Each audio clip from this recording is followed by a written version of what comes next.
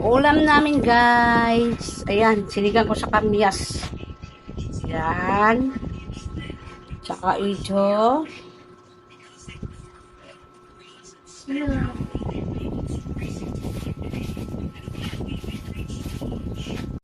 French fries na kamote guys. Ayan.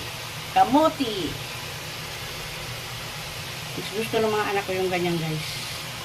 Sariwang tukwa. Ayan. Ayan guys.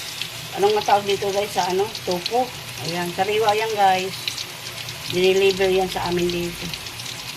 Yan. Yung pinilituhan ko ng ano tawag yan? French fries. Pinilito ko dito yung tupo.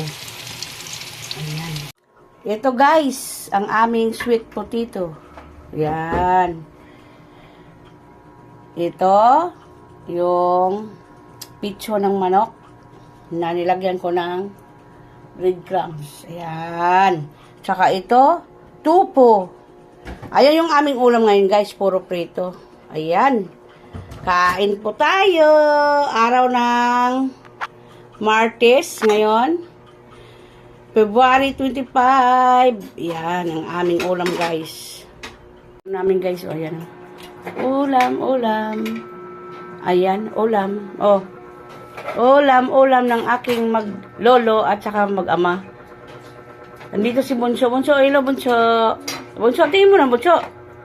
Bunso, ayan si Bunso. Ayun si Apo. Si ate. Yan. Yan yung aming ulam guys, oh. Sinigang na ano sa kamyas. Ayan. Yung aming ulam. Bye-bye. Bye-bye. Oo, ayun oo. Si tita daw. Si tita. O, tita. O, dali, tita Iyang. Tita Iyang. O, sabay-sabay na kayo mag ano. O, tingin dito sa akin, dali. Bye. Babay na kayo. Bye. Babay Apo. Tingin ka dito kay Lola na. O, sabay ate. Bye. Araw ng Miyerkules ngayon guys.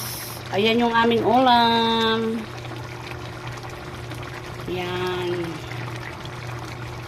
Ang aming ulam.